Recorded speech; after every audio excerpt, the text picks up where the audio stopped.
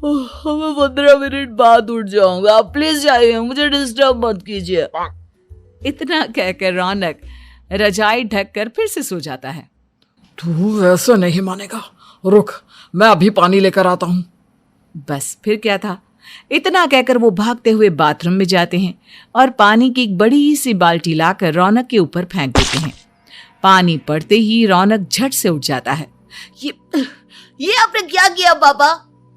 अब तो उठेगा नहीं तो यही करना पड़ेगा ना। वैसे थैंक्स डैड, आपके कारण ना अब मुझे नहाने की भी जरूरत नहीं पड़ेगी। चलिए अब आप माँ से बोलकर मेरे कपड़े निकलवा दीजिए, तब तक मैं ब्रश कर लेता हूँ। वैसे कल ना आप एक काम और करना, नहलाने के साथ साथ मुझे ब्रश भी करवा देना। ये ब्रश करने में ना मुझे बहुत आलस आता है। रौनक की बातों से अरविंद का मुंह खुला का खुला रह जाता है। वो अपनी पत्नी कमला के पास जाता है और रौनक की हरकतों के बारे में बताता है, जिसे सुन उसकी पत्नी हंसने लगती है। तुम अपने बेटे को समझाने के बजाय हंस रही हो। रौनक बच्चा है, धीरे धीरे सुधर जाएगा, आप क्यों उसके पीछे पड़े रहते हो? अभी नहीं सुधरेगा तो कब सुधरेगा? 10वीं क्लास में है रौनक, वो अब कोई बच्चा नहीं रहा। अरविंद की इतना बोलते ही वहां रौनक भी आ जाता है। क्या डैड, मैंने आपको एक काम दिया था वो भी नहीं हुआ आपसे। अरे क्या हुआ बेटा? माँ मैंने डैड से बोला था कि वो आपको बोलकर मेरे स्कूल की यूनिफॉर्म निकाल दे, लेकिन मेरे पीछे पड़ने के अलावा इनसे एक काम ढंग से नहीं होता। देख रही हो कमला, देख रही हो अपने लाडले को। अरे आप चुप रहिए जी। चलो बेटा, मैं तुम्हें कपड़े निकाल कर दे देती हूँ बस। ऐसे ही साल पर साल बीतते जाते हैं, लेकिन रौनक के रवैये में कोई बदलाव नहीं आता। वो पहले से भी ज्यादा आलसी और पूरी तरह अपने माता पिता पर निर्भर हो जाता है। 2 साल बाद पता नहीं कहाँ गायब रहता है पूरे दिन, अब तक तो आ जाना चाहिए था। अरे आप इतनी फिक्र क्यों कर रहे हैं उसकी? दोस्तों के साथ खेल रहा होगा, आ जाएगा अभी। ये कोई टाइम है खेलने का? 10 बजने वाले हैं, इतनी रात में कौन खेलता है? कमला कुछ कहती उससे पहले ही रौनक वहां आ जाता है। मम्मी जल्दी से खाना लगा दो, बहुत भूख लग रही है। तुम्हें तब तक खाना नहीं मिलेगा जब तक तुम बता नहीं देते कि इतनी रात गए कहां से आ रहे हो। ओ प्लीज डैड, अब आप एसी पे प्रद्युमन बनकर मेरे सर पर बंदूक लेकर मत बैठ जाना। अपनी फालतू की बकवास बंद कर और बता कहां से आ रहा है। माँ अब समझाइए ना डैड को। बता देना बेटा, इनको भी तसल्ली हो जाएगी। आप बोल रही हैं तो बता देता हूँ, मैं दोस्तों के साथ मूवी देखने गया था इसलिए देर हो गई। तो इन सब चीजों में मेरे पैसे उड़ाता है? कभी 1 रुपया कमाने के बारे में सोचा है तूने? जब देखो हवा की तरह पैसे उड़ाता रहता है। माँ अब आप इन्हें चुप करा दीजिए, वरना ना मुझे गुस्सा आ जाएगा। अच्छा क्या कर लेगा? बता ना क्या कर लेगा तू? वैसे बात तो ठीक ही है, मैं कर ही क्या सकता हूँ, पैसे तो फिर भी मैं आपसे ही मांगूंगा ना। चलिए अब ये सब बात छोड़िए और मम्मी मेरे लिए खाना लगा दीजिए। अभी लगा देती हूँ बेटा। मैं बता रहा हूँ कमला, एक दिन ये ऐसे ही बिगड़ जाएगा। ओफो, आप क्यों इतना पीछे पड़े रहते हो मेरे बच्चे के?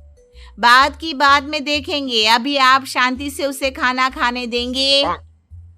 अगले दिन डैडी मुझे 10,000 रुपए चाहिए। हाँ?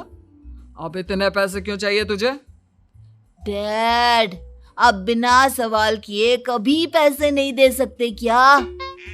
जब तक तू बताएगा नहीं तुझे पैसे भी नहीं मिलेंगे। अरे अब आप अपने बेटे को पैसे भी नहीं दे सकते? नालायक, तेरी उम्र के लोग नौकरी करते हैं और एक तू है जो नौकरी करने का नाम ही नहीं लेता कभी। आप लोगों के होते हुए भला मैं नौकरी क्यों करूं? अरे हम कब तक पैसे देंगे तुझे? तुझे भी तो अपने पैरों पर खड़ा होना होगा ना। कौन सा उधार के पैरों पर खड़ा हूं? अपने ही तो पैरों पर खड़ा हूं मैं। इसी तरह रौनक दिन प्रतिदिन लापरवाह होता जाता है उसकी लापरवाही को देखते हुए अरविंद और कमला अपने बेटे की शादी कराने का फैसला लेते हैं और 1 महीने के अंदर अंदर ही रौनक की शादी मेघा नाम की लड़की से करा देते हैं। शादी के कुछ दिन बाद, रौनक, मुझे एक अच्छी सी साड़ी चाहिए, आप ला दोगे ना? हाँ, क्यों नहीं। कितने तक की आती है साड़ी? यही करीब 5,000 तक की। तुम चिंता मत करो, मैं आज ही डैडी से पैसे मांगकर तुम्हारे लिए साड़ी ले आऊंगा। आप कब तक ऐसे ही अपने पापा से पैसे मांगते रहेंगे? कोई अच्छी सी नौकरी क्यों नहीं कर लेते आप? अरे डैड के होते हुए मुझे नौकरी करने की जरूरत ही क्या है? पर आप ऐसे कब तक उनसे पैसे मांगते रहेंगे? कुछ आपको अपने दम पर भी तो करना होगा ना। अब तुम भी बाकी लोगों की तरह मुझे ज्ञान देना शुरू मत कर देना। साड़ी चाहिए ना तुम्हें, मिल जाएगी बस। इतना कहकर रौनक अपने पिता से पैसे मांगने चला जाता है। डैडी, मुझे 5,000 रुपया चाहिए। अब 5,000 क्यों चाहिए तुझे? वो मेघा को साड़ी चाहिए थी। अरविंद आगे बिना कुछ कहे चुपचाप उसे पैसे निकाल कर दे देता है। कुछ दिन बाद, तुम्हें नहीं लगता कमला, रौनक हम पर पहले से भी ज्यादा डिपेंड हो गया है? मुझे तो अब उसके भविष्य की चिंता होने लगी है। कल को हमें कुछ हो गया तो वो क्या करेगा? काश तुमने पहले ये सोच लिया होता तो आज हमारा बेटा इतना लापरवाह नहीं होता। तब मुझे कहाँ पता था कि मेरा लाड़ प्यार उसे इतना बिगाड़ देगा कि वो इस हद तक लापरवाह बन जाएगा। कोई बात नहीं, अभी भी देर नहीं हुई। मुझे पता है उसे कैसे सुधारा जा सकता है। कैसे? अरविंद कुछ कहता उससे पहले रौनक वहां आ जाता है और पैसों के लिए हाथ फैलाने लगता है। डैड, मैं और मेघा बाहर घूमने जाना चाहते हैं। अरे वाह, ये आज सूरज कहाँ से निकला है? Dad please. अच्छा चलो, अब मुद्दे की बात करो। मुझे अब 25,000 चाहिए। अब तुम्हें 1 रुपया भी नहीं मिलने वाला। अगर तुम्हें पैसों की इतनी ही जरूरत है तो कोई ढंग की नौकरी कर लो। मम्मी, आप कुछ कहिए ना डैड को। बेटा, वो गलत क्या बोल रहे हैं? ये सब हम तेरे भले के लिए ही तो कर रहे हैं। मम्मा, मैंने बताया ना आपको, मुझे नहीं करनी कोई जॉब वॉब। तो ठीक है, निकल जाओ हमारे घर से। तुम्हारे जैसे लोगों के लिए मैंने ये घर खड़ा नहीं किया है।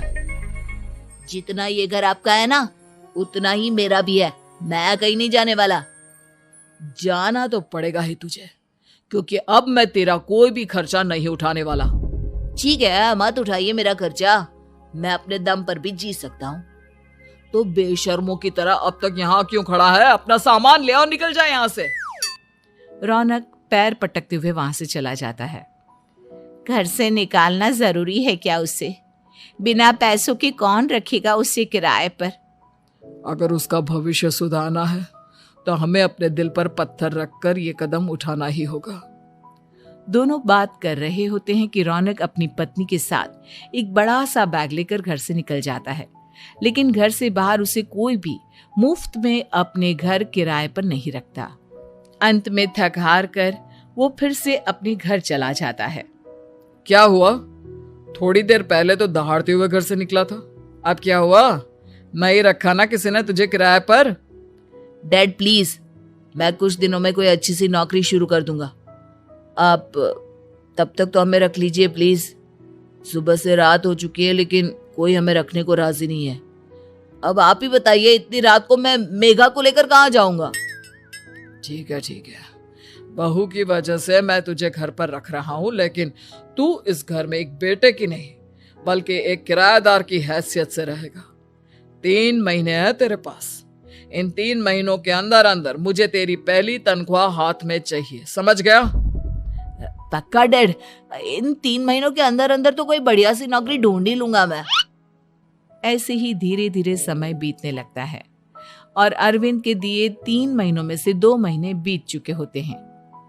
पापा जी ने हमें 3 महीने दिए थे, जिसमें से 2 महीने तो बीत चुके हैं। अब ये आखिरी महीना बचा है।